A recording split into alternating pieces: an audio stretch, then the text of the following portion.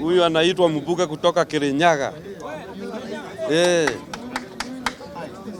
I want to dispel some dramas that have happened here. Hakuna ingine niko nayo, ni hiyo, sikiza.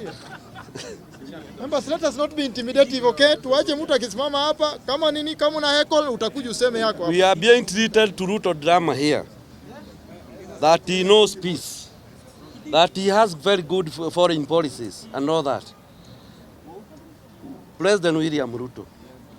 President William Ruto foreign policy is bringing foreigners in our country.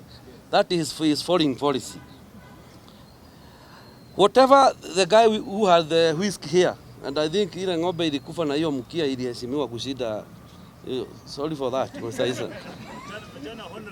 Huwezi kuja hapa kutuambia, when people come here and announce to go and to fight their country, you tell us that they are making peace. You are comparing them with peace agreements that were done by President Kibaki and President Uhuru Kenyatta. There is no comparison. Because when John Garang was in this country, they were making peace. But in this case, people are coming in a whole building that is built by Kenyan money to come and announce, to go and destabilize their own country. And you allow them to make it, to do the announcement in this country. That was very wrong.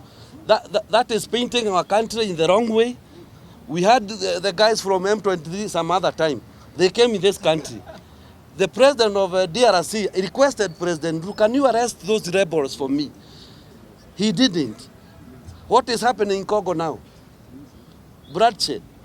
So, I think our president needs to be recalled and told what is right. There was a president in Uganda called Idi Amin. He went to his cabinet and told the cabinet that I want to change the name of Uganda and call it Id. One minister in his cabinet had a dissenting voice, but respectfully. He told the president, do you know of a country called Cyprus? He asked him, what do we have to do with Cyprus in this case? He told him, the people of Cyprus are called Cypriots. So when you call Uganda Id, Ugandan people will be called idiots. So just think of a case of a president who is not being advised correctly.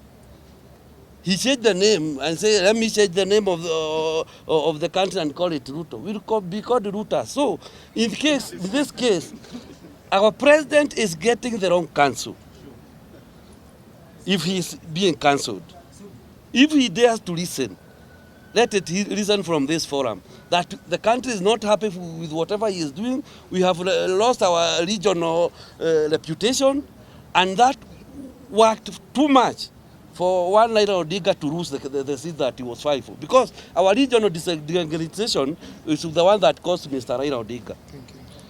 Please, in all due respect, can our president be told, if you cannot do anything to this country, just leave our country in peace. Let our friends remain our friends. Don't antagonize us. You can antagonize our economy, our education, our health. Leave the region to us. We'll look for our brothers and tell them, we mean well. Just come, let's talk, let's agree. But when it comes to issues of international nature, the way he is trying to do things these days, it will not going to work well to this country. Thank you. Thank you very much for being precise. I think let us take on Professor. Proceed kindly. Sawa sawa. I would like to issue my condolences to the family of Wafula Chebukati, where I come from. When someone dies, it's our duty as the living to say positive things about him. Unfortunately, I don't have anything positive to say about Chebukati, though I would like to wish him to rest in peace. Now, in regards to foreign policy, I feel Kenya is a bigger country compared to our strategic partners. Kenya positions itself in a better place in terms of progressive democracy and in terms of development. The problem we have with William Ruto is playing favorites with these functions. William Ruto should be a neutral arbitrator to the issues facing Sudan. playing favorites is like a parent who picks another child over another child when solving an issue. When Kibaki solved the issue of other countries, when Kagame solved issues of other countries, they were fair players and they were neutral players. Our foreign policies does not promote Kenya's interest. Interestingly, our government is called Kenya Kwanza. If you turn it to Kimombo, it is Kenya First. Our foreign policy does not put Kenyan interest first.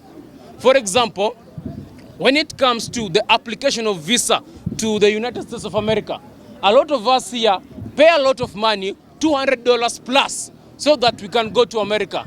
The acceptance rate is 20%. That money is never refunded to our people. This is a clear indication that Kenya is in the business with the United States of America. Kenya is the country that supports the US embassy, because if the acceptance rate is low, then the logic says that most people who don't get the chances should be refunded. Our foreign policy in regard to the DRC, in regards to Sudan and the Somali border, does not put Kenya interest first. William Ruto, in anticipation of winning 2027 election, he has opened the Somalia border. The Somalia border is not a political issue. It's a border issue. It occurs a lot of people who coincidentally are Al-Shabaabs are from a certain region that they usually cross Kenyan border. That's why the Kenyan border had been crossed, and the vetting of the people coming from Somalia to Kenya, it has been put 4 times than a normal Kenyan, because this is putting Kenyan first. We are putting our security first, and we are protecting our own interests. William Ruto playing with our border issue so as to get ahead in 2027 is a pathetic foreign policy. Most of us here are using phones, and interestingly, most phones probably that Samsung or iPhone. A strong foreign policy that puts Kenya first could be something like forcing these companies like Samsung or iPhone to establish companies here in Kenya. In return, we will raise our revenue. In return, a lot of us, whom all of you, most of us, are unemployed, will get jobs. Having done that, such policies will make us to go ahead and be better. In regard to the AU election, well, that was African leaders voting a no for Kenya. William Ruto has castigated our Kenya position. We are fighting, we are being fought from all fronts. We are okay. Order. 1 minute. You are protected, sir. Yeah, okay, thank you. We are being fought from all fronts. We are being fought by the SADC. We are being fought by Rwanda. We are being fought by Sudan. William Ruto, being weak, has exposed Kenya and make us... Honorable Mambo and your committee, kindly. The final committee, they are consulting. Okay. And has make us very vulnerable to other position. As I finish, it will be unfair for me to talk here today and not discuss about the 2027 election. Well, to my Luo brothers, I have heard some of you say that we are in government. You are lying to yourselves. You are not in government. Raila is in government, Joe is in government, Badi in government. You are here. You are in Bunge la Wananchi. You are not in government. If we continue this kind of mindset as we go to 2027 elections, we are going to lose this. We need to put our own grievances aside. The hatred that you want to put against tribe, let us put aside. And 2027, let us vote overwhelmingly against one candidate, and that is William Ruto. Thank you so much.